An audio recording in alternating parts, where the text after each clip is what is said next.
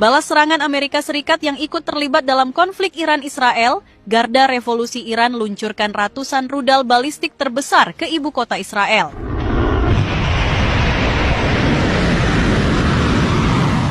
Pada pukul 2.30 dini hari waktu setempat, dunia dikejutkan oleh serangan balasan Iran yang paling mengerikan sepanjang sejarah.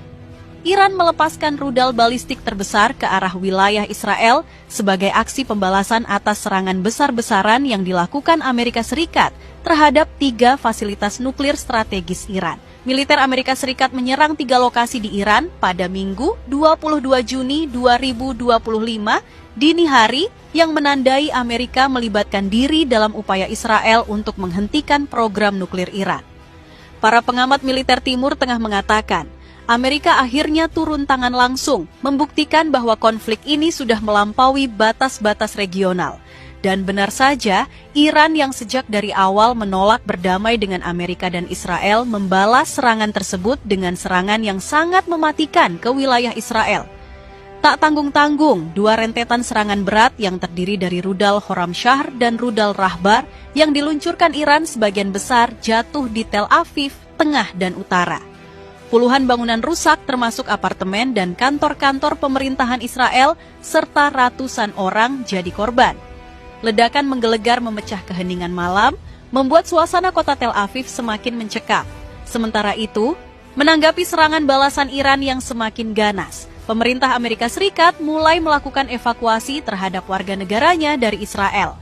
Langkah ini diumumkan langsung oleh Duta Besar Amerika Serikat untuk Israel, Mike Huckabee, pada Senin, 23 Juni 2025.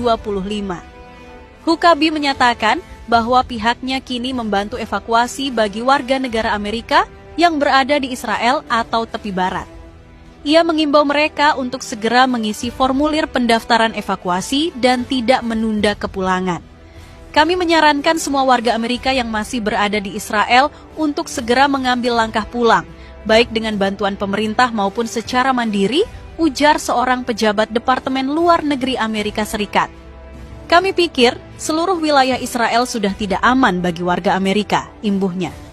Sementara itu, pakar militer kenamaan Avshon Ostofar memperingatkan bahwa Iran tidak akan menyerah begitu saja dalam konflik bersenjata yang kian memanas dengan Israel. Bahkan, menurut Ostofar, Teheran justru bisa memperpanjang konflik ini untuk membuatnya semakin merugikan bagi Israel.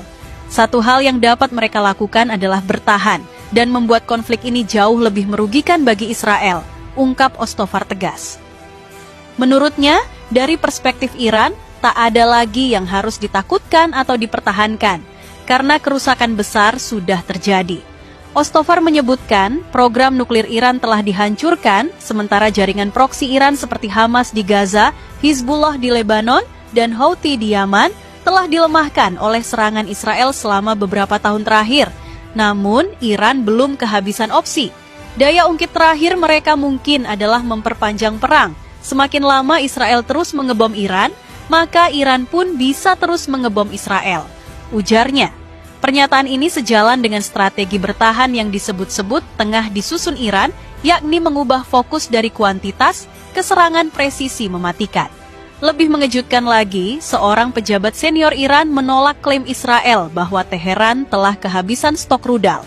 Alih-alih melemah, Iran disebut telah mengubah taktik rudalnya dari sekadar peluncuran massal menjadi serangan rudal presisi berteknologi tinggi terhadap pusat-pusat militer Israel. Rudal-rudal tersebut dikatakan berhasil menembus jaringan pertahanan paling canggih di dunia, menghantam target yang telah ditentukan secara tepat dan mematikan. Sementara itu, rudal Khorramshahr yang digunakan Iran adalah rudal balistik generasi baru dengan jangkauan mencapai 2.000 km. Didesain untuk membawa hulu ledak berdaya ledak tinggi, rudal ini dimodifikasi untuk meningkatkan kecepatannya, mendekati klasifikasi hipersonik. Peran utamanya adalah sebagai senjata strategis yang dapat menjangkau sasaran penting di wilayah regional yang lebih luas.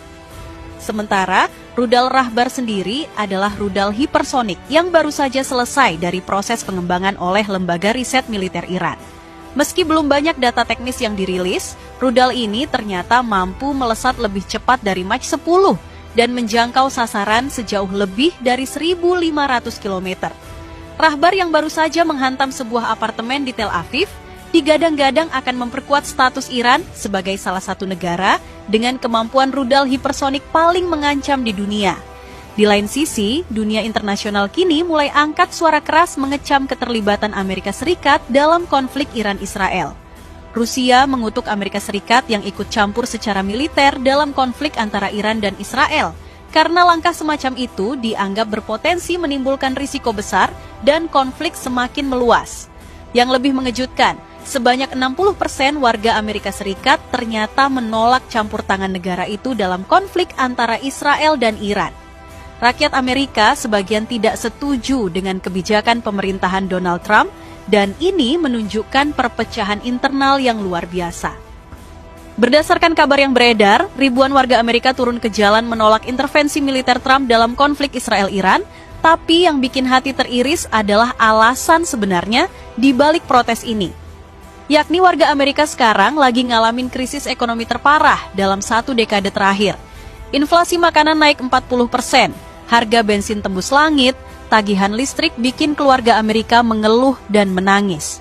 Dan yang bikin rakyat Amerika sangat marah, Trump dengan santainya menggelontorkan dana triliunan rupiah untuk membantu Israel dalam operasi militer melawan Iran. Ini spekulasi yang masuk akal berdasarkan pola kebijakan Trump yang selalu prioritaskan kepentingan geopolitik di atas kesejahteraan rakyatnya sendiri. Sarah Johnson, ibu rumah tangga dari Texas yang kita wawancarai secara virtual, dengan mata berkaca-kaca berkata, "Anak-anak saya kadang tidur tanpa makan malam, tapi Trump dengan mudahnya kirim uang ke Israel untuk beli senjata. Ini kegilaan." Spekulasi yang beredar menunjukkan bahwa keterlibatan Amerika dalam konflik ini telah menguras kas negara dengan jumlah yang fantastis.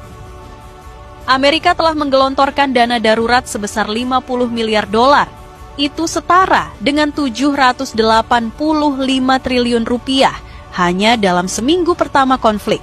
Dana ini digunakan untuk operasi militer, logistik, dan dukungan teknologi canggih untuk Israel. Belum lagi biaya bahan bakar untuk kapal perang dan pesawat tempur yang berpatroli 24 jam di Teluk Persia. Satu kapal induk Amerika menghabiskan 2 juta dolar per hari untuk operasional. Dengan 3 kapal induk yang dikerahkan, itu artinya 6 juta dolar atau 94 miliar rupiah per hari hanya untuk kapal induk. Bayangkan sobat, betapa marahnya rakyat Amerika karena harus menanggung beban inflasi yang mencekik akibat kebijakan pemerintah yang terlalu ambisius ini. Sementara Korea Utara mengecam serangan Amerika yang membantu Israel dalam konflik dengan Iran. Korut juga memperingatkan Amerika Serikat dan Eropa agar tidak menyulut api perang. Bahkan negara-negara yang biasanya diam mulai bersuara keras menentang agresi ngawur Amerika ini. Berdasarkan kabar yang beredar, beberapa negara Eropa juga mulai mempertanyakan dukungan buta Amerika terhadap kebijakan Israel di Timur Tengah. Spekulasi menyebutkan bahwa ada pertemuan darurat di Brussels untuk membahas sikap Uni Eropa terhadap eskalasi konflik ini.